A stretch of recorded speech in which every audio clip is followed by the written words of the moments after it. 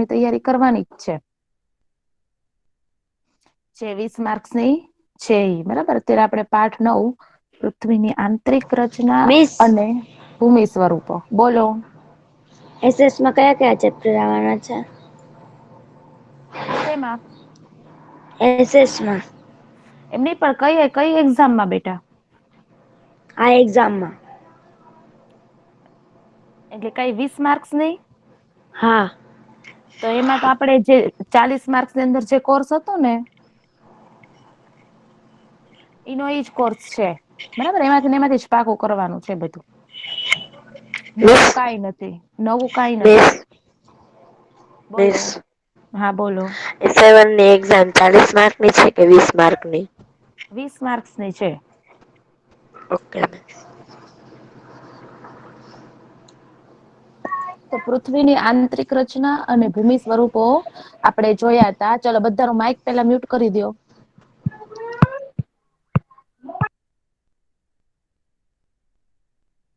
તો એમાં આપણે જોયું હતું કે આપણી પૃથ્વી જે છે એક એવો ગ્રહ છે કે જેની ઉપર જીવન જોવા મળે છે. બાકી એક પણ ગ્રહ એવા નથી કે જેમાં જીવન હોય. બરાબર ને. અન્ય જે બધા અવકાશી પિંડો એટલે કે બીજા બધા જે ગ્રહો છે એ પણ પૃથ્વીની જેમ ગોળાકાર જ છે. બરાબર. પણ બધા ગ્રહો જે છે એ પૃથ્વીની જેવા છે નહી. તેમાં અંદર અને બહાર સતત પરિવર્તન થતું રહે છે. શું આપણે એવું વિચાર્યું છે કે પૃથ્વીના આંતરિક ભાગમાં શું હશે? બરાબર છે. પૃથ્વી કેવા પદાર્થોની બનેલી છે આ બધું આપણે જોયું હતું કે ભાઈ પૃથ્વીનો આંતરિક ભાગ છે તો આંતરિક ભાગની અંદર ખનીજો હોય, કુદરતી વાયુઓ હોય, પથ્થરો હોય એમ ઘણી બધી વસ્તુઓ જે છે એ પૃથ્વીના અંદરના ભાગમાં જોવા મળે છે. પૃથ્વી જે છે એ કેવા પદાર્થોની બનેલી છે બધું આપણે આ પાઠની અંદર જાણવાનું છે. તો એમાં આપણે પૃથ્વીનો આંતરિક ભાગ જે છે એ જોયો હતો. તો પૃથ્વી જે છે એનો અંદરનો ભાગ જે છે એ ડુંગળીની જેમ છે. ડુંગળીમાં કેમ એક પછી એક પછી એક એમ પડ ગોઠવાયેલા હોય છે. એમ પૃથ્વી જે છે એ પણ અલગ અલગ સ્તરોની બનેલી છે. પૃથ્વીની મિસ સપાટીના બોલો. રોલ નંબર 25 છે ને એ પોતાનો કેમેરો ઓન કરીને બુક દેખાડે છે. બેટા કોઈએ પોતાનો કેમેરો જે છે એ ઓન કરવાનો નથી.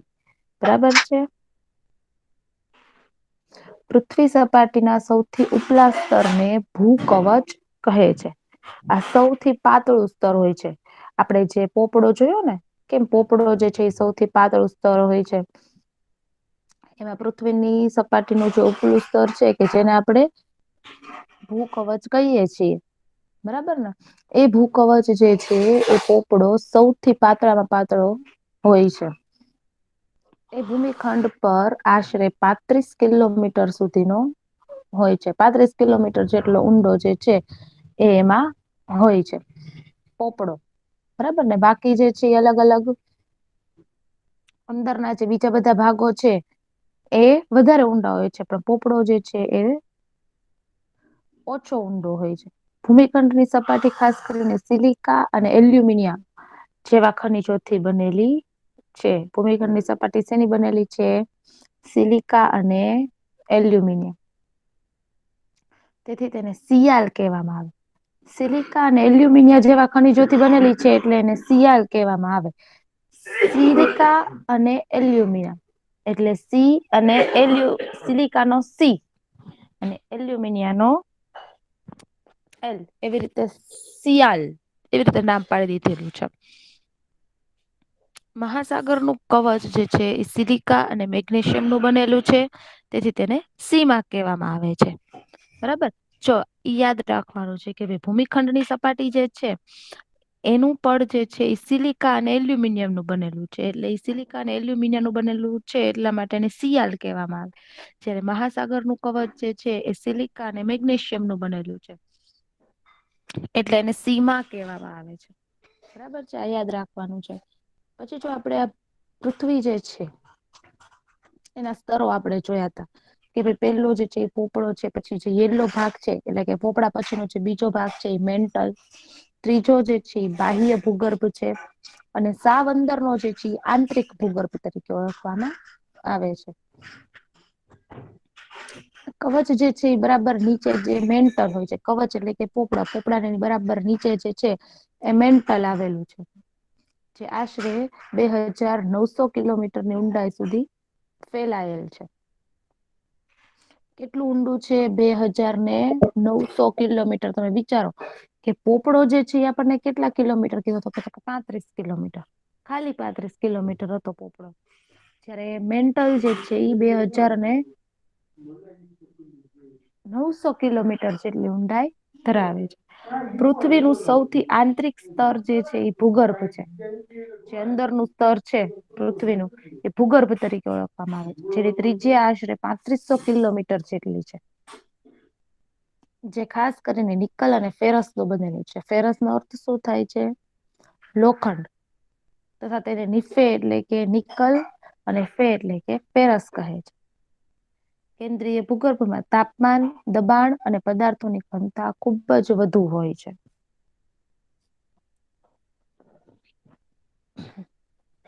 ત્યારબાદ આપણે આવ્યા હતા ખડકો અને ખનિજ. તો ખડકના પ્રકાર પોતાના ગુણ, કણના કદ અને તેની નિર્માણ પ્રક્રિયાના આધારે અલગ અલગ હોય છે. ખડકો જે છે એ બધી જગ્યાએ એક સરખા હોતા નથી. બધી જગ્યાએ જે ખડક હોય બધાના કઈક ને કઈક ગુણ અલગ હોય, કાં તો કણના જે કદ આવતા હોય એ કદ અલગ હોય, અથવા તો એનું જે નિર્માણની પ્રક્રિયા છે, એટલે કે જે બન્યો તો ખડક, એ ખડક બનવાની પ્રક્રિયા છે, એના આધારે આ બધા એના પ્રકારો જે છે પાડવામાં આવે છે. એ ખડક કેવી રીતે બનેલો છે એને ધ્યાનમાં રાખી અને ખડકોના પ્રકાર જે છે ઈ પાડવામાં આવ્યા છે. નિર્માણ પ્રક્રિયાની દ્રષ્ટિએ ખડકોના 3 ભાગ છે. નિર્માણ એટલે કે ખડકો જે બન્યા એ નિર્માણ પ્રક્રિયાના આધારે ખડકો જે છે એના 3 ભાગ છે. એમાં પેલું છે અગ્નિકૃત ખડક. અગ્નિકૃત ખડક એટલે ઇગ્નિયસ, જેને ઇંગ્લિશમાં ઇગ્નિયસ કહેવામાં આવે છે. અગ્નિકૃત ખડકને ગરમ મેઘમાં ઠંડો થઈ નક્કર થઈ જાય છે. આ પ્રકારે બનેલ ખડકને અગ્નિકૃત ખડક કહે છે. જમીનની અંદર જે લાવા રહેલો છે, ખડકોનો પીગળેલો રસ, જેને મેઘમાં કહેવામાં આવે છે, એ લાવા જે રહેલો છે એ ઠંડો થઈ જાય અને એકદમ નક્કર બની જાય. ઠંડો થાય ને એટલે એકદમ નક્કર બની જાય છે. અને એ જે નક્કર બની જાય છે એને અગ્નિકૃત ખડક કહેવામાં આવે છે. નક્કર થઈ આખો ખડક બની જાય છે. પેલા એ ખડક માંથી જ રસ પીગળે છે અને ઈ પીગળેલા રસને મેઘમાં કહેવામાં આવે છે. પછી ઈ જે પીગળેલો રસ છે ગરમ થયેલો, ઈ પાછો ઠંડો થઈ અને ઈ પાછો અગ્નિકૃત ખડક બની જાય છે. પાછો ખડક બની જાય છે. બરાબર છે? એટલે એને અગ્નિકૃત ખડક કહેવામાં આવે છે. અગ્નિકૃત ખડકો 2 પ્રકારના હોય છે. આંતરિક ખડક અને બાહ્ય ખડક. અગ્નિકૃત ખડકો જે છે એ કેટલા પ્રકારના હોય છે? 2 પ્રકારના, આંતરિક ખડક અને બાહ્ય ખડક. ઇગ્નિયસ જે છે એ ક્યાંથી આવ્યો એ શબ્દ? અગ્નિકૃત ખડકનું નામ જે છે એ ઇગ્નિયસ રાખવામાં આવ્યું છે. ઇંગ્લિશમાં તેને ઇગ્નિયસ કહેવામાં આવે છે. તો લેટિન શબ્દ ઇગ્નિસ, જેનો અર્થ થાય છે અગ્નિ.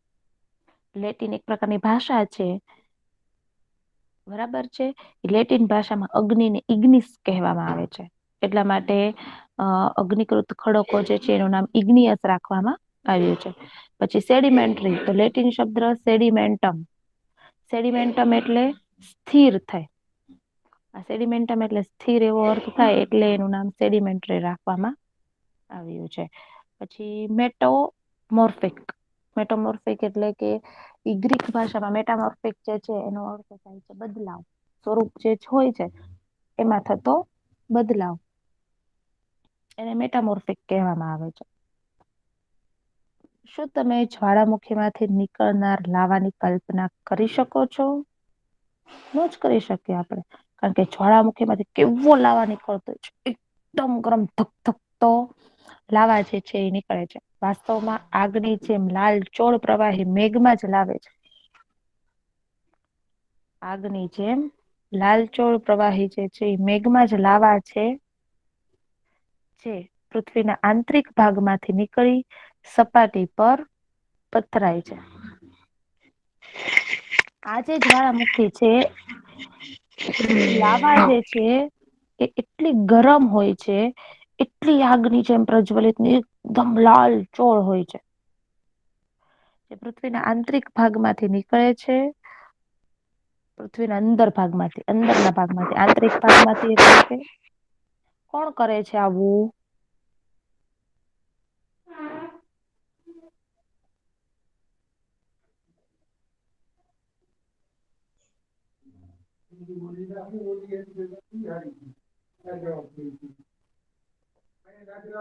આગની જેમ લાલચોળ પ્રવાહી જે છે એ પૃથ્વીના આંતરિક ભાગમાંથી નીકળે છે અને સપાટી ઉપર પથરાય છે. જ્યારે પ્રવાહી જે છે એ લાવા સ્વરૂપની સપાટી જે હોય છે એના ઉપર આવે છે, તો ઝડપથી ઠંડા થઈને નક્કર બની જાય છે. આ બધા જે છે ઉપર આવે, બરાબર છે, જ્વાળામુખી ફાટે એટલે ઉપર આવે, પછી જયારે નીચે દબાણમાં ને દબાણમાં હોય ત્યારે ક્યારેક ઠંડા પડી જાય છે. ઠંડા પડી જાય એટલે પાછા નક્કર બની જાય છે. નક્કર એટલે કેવા કે કઠણ મજબૂત બની જાય છે. પછી ભૂ પાછા એ કડક થઈ જાય છે એમ. ભૂ કવચ પર જોવા મળતા આવા ખડકોને બાહ્ય અગ્નિકૃત ખડક કહે છે. જે જમીનની અંદર હોય એને આંતરિક અગ્નિકૃત ખડક કહેવાય. જે ભૂ કવચ ઉપર જોવા મળે છે એટલે કે જે જમીનના ઉપરના ભાગમાં પોપડા ઉપર જે જોવા મળે છે એને બાહ્ય ખડક કહેવામાં આવે છે, કારણ કે બહારની બાજુ બતાય છે એટલા માટે. તેની સંરચના ખૂબ નાની દાણાદાર હોય છે. એની જે રચના હોય છે એ એકદમ નાની નાની અણીવા દાણા જેને ગોઠવેલા હોય એ દાણાદાર હોય છે. દ્રષ્ટાંત તરીકે બેસાલ્ટ. પ્રવાહી મેઘમાં ક્યારેક ભૂ કવચની અંદર ઊંડાઈએ જ ઠરી જાય છે. ઘણી વખત એવું બને છે કે જમીન જે છે એ એટલી ગરમ થઈ ગઈ હોય તો એ જે મેઘમાં જે છે એ બન્યું હોય. મેઘમાં કેવી રીતે બને છે? તો કે જમીનની અંદર ઘણા બધા કુદરતી વાયુઓ આવેલા છે. આ બધા વાયુઓ જે છે એ શું થાય છે કે જમીનની અંદર ખડકો જે છે એ પીગળે છે. એટલે ખડકોના પીગળેલા રસ જે છે એમાંથી આ મેઘમાં બને છે. ટૂંકમાં ખડકોનો પીગળેલો રસ એટલે એનો અર્થ થાય છે મેઘમાં. આ મેઘમાં જે છે એ શું કરે છે? તો કે મેઘમાં જે છે એ ક્યારેક ભૂ કવચની અંદર ને અંદર ઠરી જાય છે. મેઘમાં જે છે એ બહુ જ એ કેવાય ને એકદમ ગરમ છે. ઘણી વખત એવું બને છે કે એ ભૂ કવચની અંદર ને અંદર જ એટલે કે જમીનની અંદર ને અંદર જ ઠરી જતું હોય છે. આ પ્રકારે બનેલ નક્કર ખડકોને આંતરિક અગ્નિકૃત ખડક કહે છે. આવા પ્રકારે બનેલા જે ખડકો છે એને આંતરિક અગ્નિકૃત ખડક કહેવામાં આવે છે. ધીરે ધીરે લાવા ઠરવાને કારણે એ મોટા દાણાનું સ્વરૂપ ધારણ કરે છે. મેઘમાં જે છે એકદમ એક સાથે બધું એક સાથે ઠરી નથી જતું. એ ધીમે ધીમે ધીમે ધીમે ઠરતું હોય છે. અને આ ધીમે ધીમે ઠરે છે એટલે એક સાથે શું થાય છે? મોટા દાણાનું સ્વરૂપ ધારણ કરે છે. મોટો દાણો બની જાય છે. ગ્રેનાઈટ આવા ખડકોનું એક દ્રષ્ટાંત છે. ગ્રેનાઈટ નામનો એક ખડક છે ઈ આજે મેઘમાં જે નીચે ભૂ કવચની અંદર ઊંડાઈ ઠરી જાય છે ને એનો ગ્રેનાઈટ જે છે એ ખડકોનું એક ઉદાહરણ છે. ઘંટીમાં અનાજ, દાણા કે મસાલાને પીસવા માટે જે પથ્થરનો ઉપયોગ મોટા ભાગે થાય છે તેને ગ્રેનાઈટના બનેલા હોય છે. ઘંટી જે છે બરાબર, એમાં આપણે અનાજ દળવા માટે જે બધા અમુક અમુક જે મશીનો આવેલા છે બરાબર, એમાં ગ્રેનાઈટનો પથ્થર જે છે એ મૂકવામાં આવે છે. મસાલા, અનાજ કે પછી દાણા પીસવા માટે. એટલે આ ગ્રેનાઈટ જે છે એ પ્રકારનો મેઘમાં જે છે એ ઠરેલો છે. એ મેઘમાનો પથ્થર છે. જેનો ઉપયોગ જે છે અનાજ, દાણા કે મસાલાને પીસવા માટે થાય છે.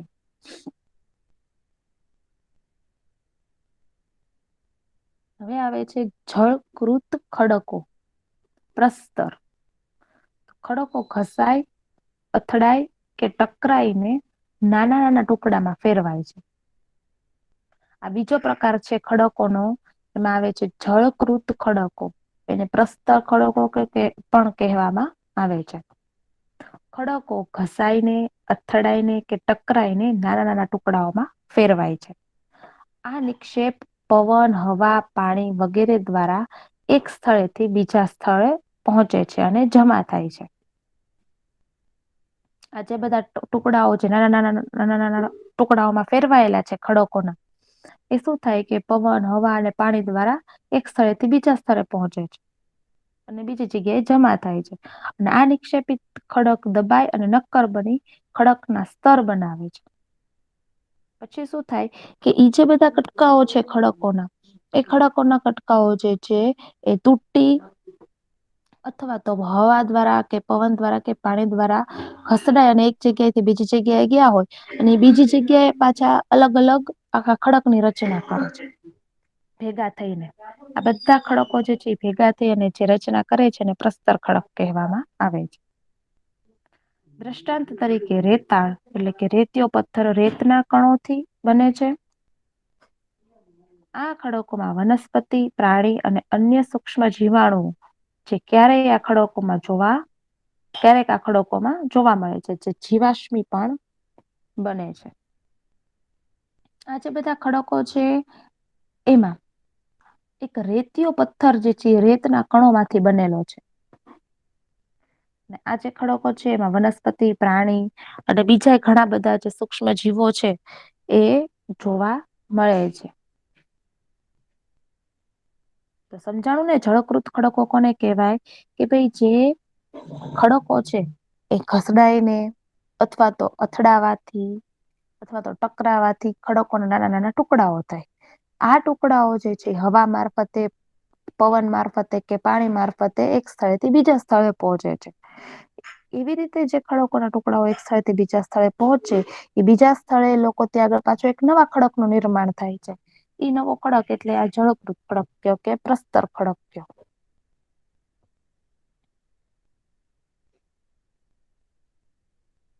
પછી ત્રીજો જે છે એ રૂપાંતરિત ખડક છે. તો અગ્નિકૃત અને જળકૃત ખડકો ઊંચા તાપમાને અને અતિશય દબાણના કારણે રૂપાંતરિત ખડકોમાં ફેરવાઈ જાય છે.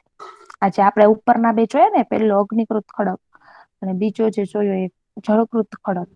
અગ્નિકૃત ખડકમાં કેવું હતું કે ભાઈ મેઘમાં કે જે ખડકોનો લાવા છે, પીગળેલો રસ છે, ઈ પોતે ઠરી અને પાછો એક ખડક બની જાય છે, એને અગ્નિકૃત ખડક કહેવાય. જળકૃત ખડક તો કે ભાઈ ખડકો જે છે અથડાવાથી, પછડાવાથી કે પાણીના ઢોળાવથી એક જગ્યાએથી બીજી જગ્યાએ પવન કે હવા મારફતે ઢસડાય અને એક જગ્યાએથી બીજી જગ્યાએ જાય છે. બરાબર છે. તો ત્યાં આગળ પાછું એક આખા નવા ખડકનું નિર્માણ થાય છે. ઈ જળકૃત ખડક હતો.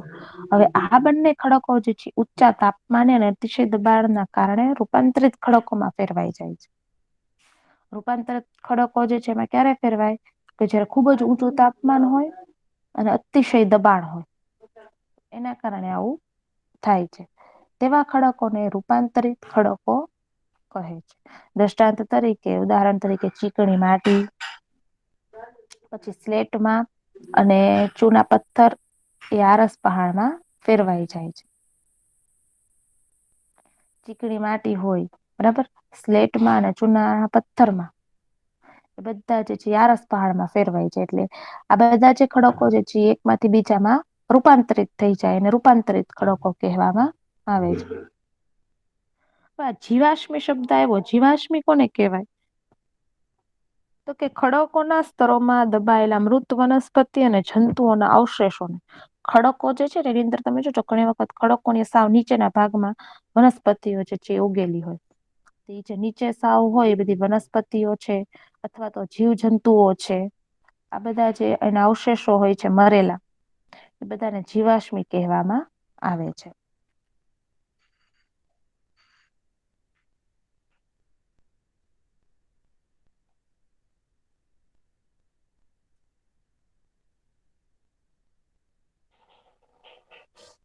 ચલો, રોલ નંબર 29 વાંચશે. બસ પહેલેથી. હા, પહેલેથી.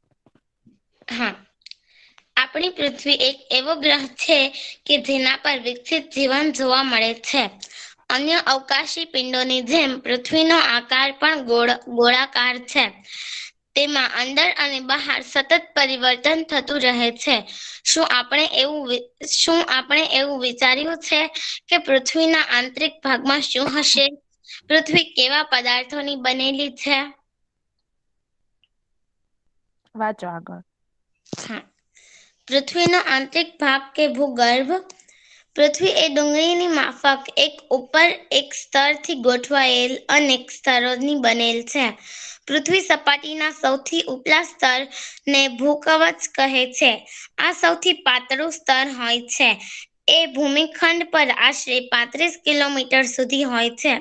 ભૂમિખંડની સપાટી ખાસ કરીને સિલિકા અને એલ્યુમિના જેવા ખનિજોથી બનેલ છે. તેથી તેને સિલિકા તથા એલ્યુમિના કહેવામાં આવે છે. મહાસાગરનું કવચ મુખ્યત્વે સિલિકા અને મેગ્નેશિયમનું બનેલ છે. તેથી તેને સિલિકા તથા માં મેગ્નેશિયમ કહેવામાં આવે છે. Very good. ચલો એની પછી રોલ નંબર 45.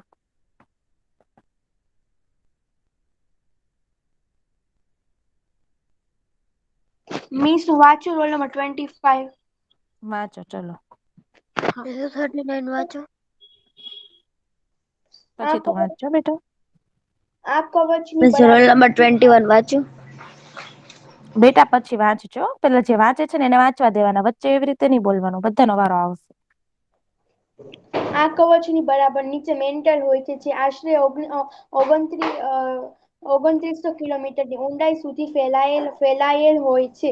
પૃથ્વીનું સૌથી આંતરિક સ્તર ભૂગર્ભ છે, જેની ત્રિજ્યા આશરે 3500 કિલોમીટર જેટલી છે, જે ખાસ કરીને નિકલ અને ફેરસ લોખંડનું બનેલું હોય છે, તથા તેને નિર્ફ નિકલ ફેરસ કહે છે. કેન્દ્રીય ભૂગર્ભમાં તાપમાન, દબાણ અને પદાર્થોની ઘનતા ખૂબ જ વધુ હોય છે.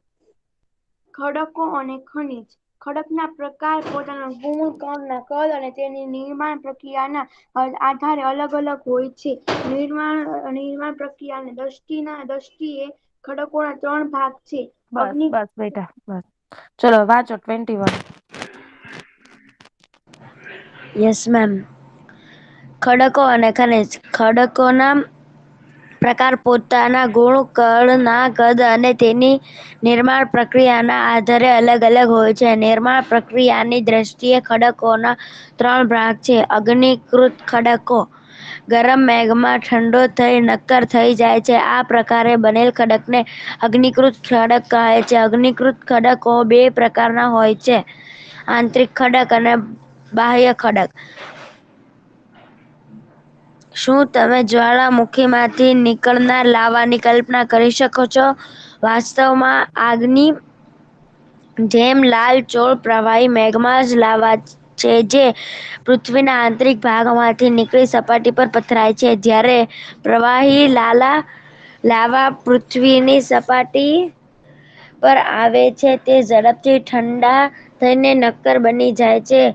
ભૂકવચ પર જોવા મળતા આવા ખડકોને બાહ્ય અગ્નિકૃત ખડક કહે છે. તેની સંરચના ખૂબ નાની, દાણાદાર હોય છે. બસ દ્રષ્ટાંત બસ બેટા. તરીકે ચલો 39.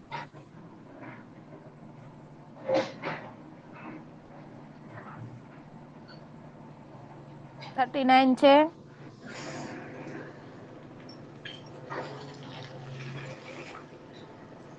મીન્સ છે પણ એ બોલતી નથી.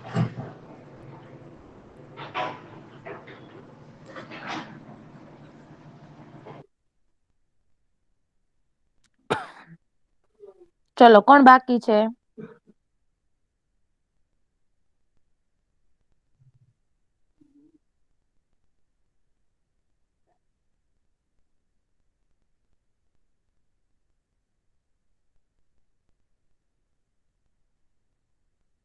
કોણ બાકી છે વાંચવામાં?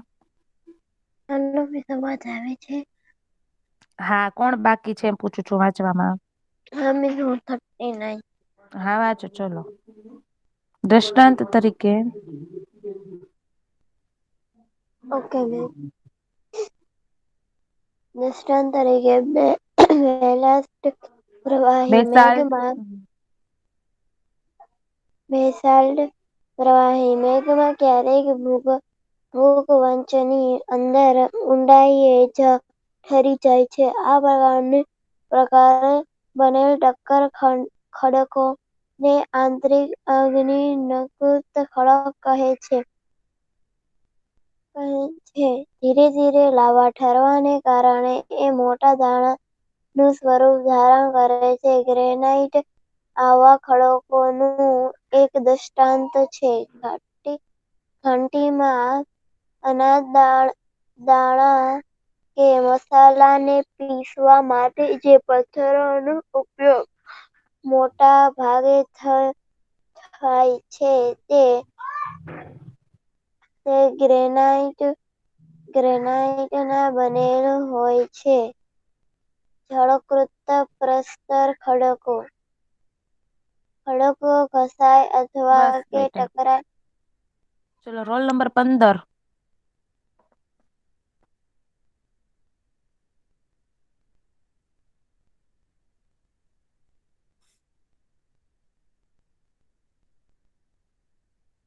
છે રોલ નંબર 15.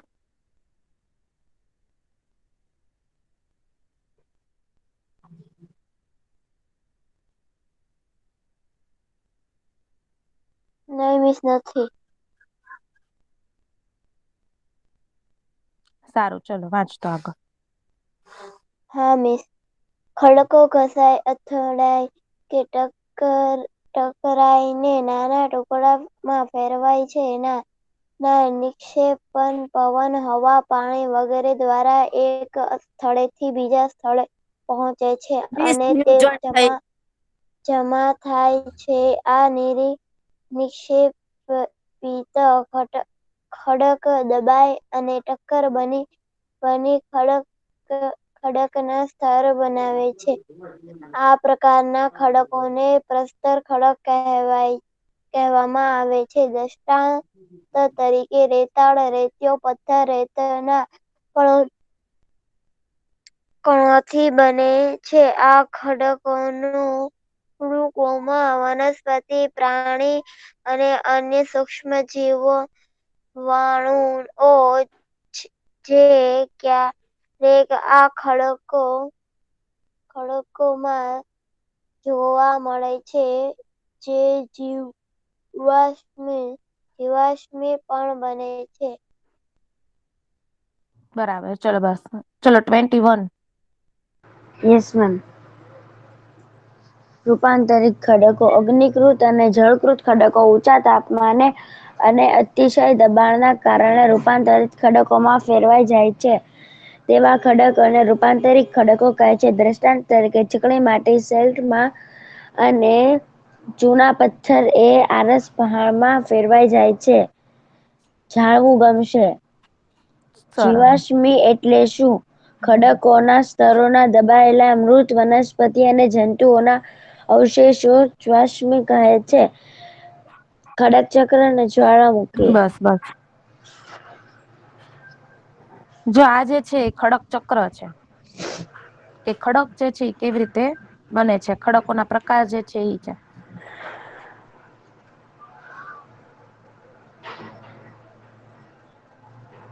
કે સૌથી પહેલા જે છે એ મેઘમામાંથી અગ્નિકૃત ખડક બને છે. અગ્નિકૃત ખડક જે છે એમાંથી પ્રસ્તર બને છે. પ્રસ્તર જે છે બરાબર છે એમાંથી વળી પાછું મેઘમાય બની શકે. અને આ બધા રૂપાંતરિત ખડકોય બની શકે. પછી જે છે એ છે ક્રેટર. માઈક મ્યુટ કરો.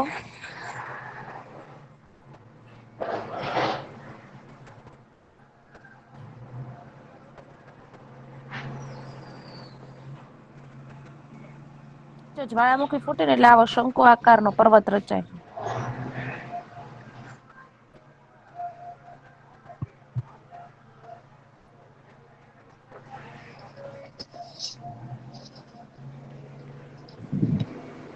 બતાય છે ને. જો આ જ્વાળામુખી ફાટે છે. આ જ્વાળામુખી ફાટે એનો આખો માઈક મ્યુટ કરો. સારાનો માઇક અનમ્યુટ છે.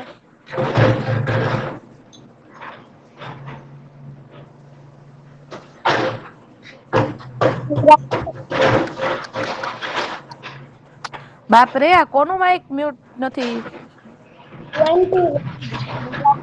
બહુ જ અવાજ આવે છે. મિસ, કોનું માઇક છે અનમ્યુટ? એને લેફ્ટ કરી દો, બહુ અવાજ આવે છે.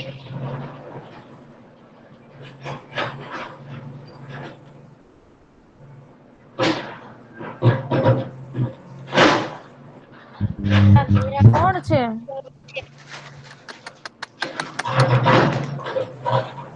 અરે નિશા કોણ છે? મીરાણી સારા છે.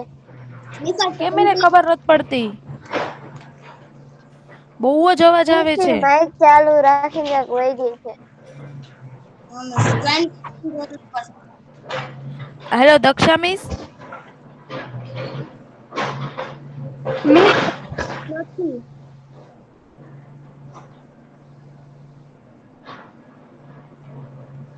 સારું, તમારે છે ને અત્યાર સુધી આપણે જે આ 3 ખડકોના પ્રકારો ભણ્યા છીએ, એ 3 ખડકોના પ્રકારો એક વખત રફ નોટમાં લખવાના છે હો, અને વાંચવાના છે. મિસ માતા સામાજિક વિજ્ઞાનની દ્વિતીય સૂત્ર અલગથી દીધી છે. ના બેટા, આમાં ઈ નથી. આપણે તો બધું ભેગું જ છે.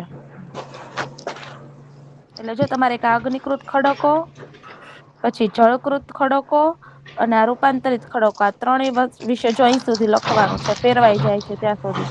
એકવાર લખી અને વાંચવાનું છે.